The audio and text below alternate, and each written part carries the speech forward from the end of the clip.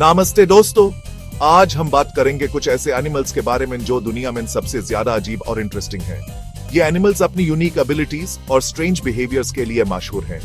अगर आपको वाइल्ड और वियर्ड क्रीचर्स पसंद हैं, तो ये वीडियो आपके लिए है। हमारी ये सफर हमें ले जाएगी गहरी समुद्र से लेकर ऊंचे पहाड़ों तक, जहां हम दिखेंगे कि कैसे ये क्रीचर्स अपने आसपास के माहौल में सर्वाइव करते हैं। इनमें से कुछ एनिमल्स ऐसे हैं जो अपने शरीर के हिस्से वापस उगा सकते हैं, तो कुछ ऐसे भी हैं जो कभी बुढ़े ही नहीं होते। तो तैयार हो जाइए एक ऐसे एडवेंचर के लिए जहां हम एक्सप्लोर करेंगे दुनिया के 5 सबसे अजीब और इंटरेस्टिंग एनिमल्स। हमारा पहला मुकाबला एक ऐसे क्रीचर से होता है जो देखने में एक छोटे ड्रैगन की तरह लगता है, लेकिन हकीकत में ये एक सलामांडर की एक रेयर स्पीसीज है। मेक्सिको के पानी में पाया जाने वाला यह क्रीचर है एक्सोलोटल, जिसे मैक्सिकन वॉकिंग फिश भी कहा जाता है। हालांकि ये कोई मछली बिल्कुल नहीं है। एएपी सोच रहे होंगे कि ये इतना स्पेशल क्यों है, तो आपको ये जानकर हैरानी होगी कि एक्सोलोटल अपने शरीर के किसी भी हिस्से को वापस उगा सकता है, चाहे उसका पैर टूट जाए या फिर दिल को नुकसान पहुंचे। ये क्रीचर अपने आप को दोबारा से ठीक कर सकता है। ये क्वालिटी एक्सोलोटल को साइंटिस्ट्स के लिए एक खोज बना देती है।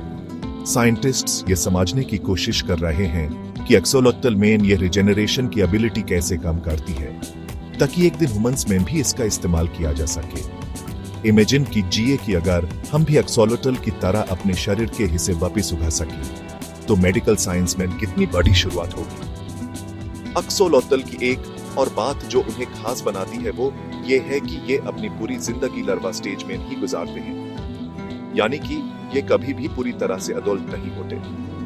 उनके गिल्स बाहर ही रहते हैं और वो पानी में ही रहना पसंद करते हैं। लेकिन ये यूनिक क्रीचर्स आज खतरे में हैं। पोल्यूशन और हैबिटेट लॉस की वजह से इनकी आबादी में बहुत कमी आई है। हमें इनकी हिफाजत करनी होगी ताकि ये अमेजिंग क्रीचर्स आने वाली नस्ल तक जिंदा रह सकें। अब हम चलते हैं समुद्र की गहराइयों में एक ऐसे क्रीचर से मिलने जो अमर होने का राज जानता है। जी हाँ, आपने सही सुना, यह है तुरितोप्सिस डोर्नी, जिसे द इमॉर्टल जेलीफिश के नाम से भी जाना जाता है। यह छोटा सा जेलीफिश जो कैरिबियन सी में पाया जाता है, अपनी जिंदगी को रिवर्स कर सकता है। जब यह जेलीफिश बुढ़ा हो जाता है या फिर किसी खतरे में होता है, तो यह अपने आप को वापस पोलिप स्टेज में बदल लेता है। यह ऐसे ही है जैसे एक बुढ़ा इंसान वापस बचपन में चला जाए। यह प्रोसेस, जिसे ट्रांस डिफरेंशिएशन कहा जाता है, जेलीफिश को थियोरेटिकली इमॉर्टल बना देता है। यानी कि अगर कोई बीमारी या शिकारी इन्हें न मरे, तो ये हमेशा के लिए जिंदा रह सकते हैं। साइंटिस्ट इस बात से हैरान हैं कि ये जेलीफिश कैसे अपने सेल्स को ट्रांसफॉर्म करके वापस यूथफुल स्टेज में लौट आते हैं। अगर हम इस प्रोसेस को समझ सकें, तो क्या हम भी अगेन को रोक नहीं सकते। द इमॉर्टल जेलीफिश हमें यह याद दिलाता है कि नेचर में अभी भी कितने राज छुपे हुए हैं और साइंस के पास कितना कुछ जानने के लिए बचा है। चैप्टर 3 हमारी आगे वाली मंजिल हमें ले जाती है समुद्र की गहराइयों में, जहां एक ऐसा क्रीचर रहता है जो देखने में थोड़ा अजीब और थोड़ा फनी लगता है। जी हां, मैं बात कर रहा हूं ब्लॉबफिश की। ऑस्ट्रेलिया और तस्मानिया के पानी में पाया जाने वाला ये डीप सी ड्वेलर दुनिया के सबसे अगली एनिमल्स में से एक माना जाता है। लेकिन ब्लॉबफिश की कहानी सुनने के बाद आपको इस क्रीचर से थोड़ी सिंपैथी जरूर आएगी। ब्लॉबफिश समुद्र की गहराइयों में रहता है, जहां प्रेशर बहुत ज्यादा होता है। इस प्रेशर में सर्वाइव करने के लिए ब्लॉबफिश के शरीर में हड्डियां नहीं होती, बल्कि एक गेलेटिनस मैस होती है। यह उन्हें समुद्र की गहराइयों में कंफर्टेबल रहने में मदद करता है। लेकिन जब हम ब्लॉबफिश को समुद्र की गहराइयों से बाहर निकलते हैं, तो प्रेशर में होने वाले बदलाव की वजह से उनका शरीर फैल जाता है और वो एक अजीब सी शेप ले लेते हैं। यही वजह है कि ब्लॉबफिश की फोटोज में वो इतने स्ट्रेंज लगते हैं। ब्लॉबफिश हमें ये सिखाते हैं कि हर क्रीचर अपने आप में यूनिक और स्पेशल होता है, चाहे वो देखने में कितना भी अजीब क्यों न हो। हमें सभी क्रीचर्स का रिस्पेक्ट करना चाहिए, चाहे वो ब्यूटीफुल हो या फिर स्ट्रेंज। चैप्टर 4 अब हम चलते हैं ऑस्ट्रेलिया के रिवर्स और स्ट्रीम्स में, जहां एक ऐसा क्रीचर रहता है जो देखने में लगता है जैसे कई एनिमल्स को मिलाकर बनाया गया हो। जी हां, मैं बात कर रहा हूं प्लेटिपस की। प्लेटिपस एक ऐसा मामल है जिसके पांव दुख की तरह होते हैं, नाक बीक की तरह होती है और तेल बीवर की तरह होती है। जब साइंटिस्ट्स ने पहली बार प्लेटिपस को देखा था, तो उन्हें यकीन नहीं हुआ था कि यह एक रियल एनिमल है। उन्हें लगा था कि कोई उनके साथ प्रैंक कर रहा है। लेकिन प्लेटिपस एक रियल एनिमल है और यह ऑस्ट्रेलिया का एक नेशनल आइकॉन है। ये सेमी एक्वाटिक क्रीचर्स अपना ज्यादातर टाइम पानी में ही गुजारते हैं, जहां वो अपने डक लाइक फीट से स्विम करते हैं और अपने बीक से खाना ढूंढते हैं। प्लेटिपस की एक और खास बात यह है कि यह ममल्स होने के बावजूद अंडे देते हैं। यह क्वालिटी उन्हें मैमल्स की दुनिया में एक रेयर स्पीसीज बनाती है।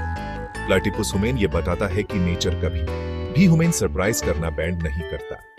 यह यूनिक क्रीचर एवोल्यूशन का एक बेहतरीन एग्जाम्पल है और यह हमें यह याद दिलाता है कि दुनिया में अभी भी कितना कुछ जानने के लिए बचा है।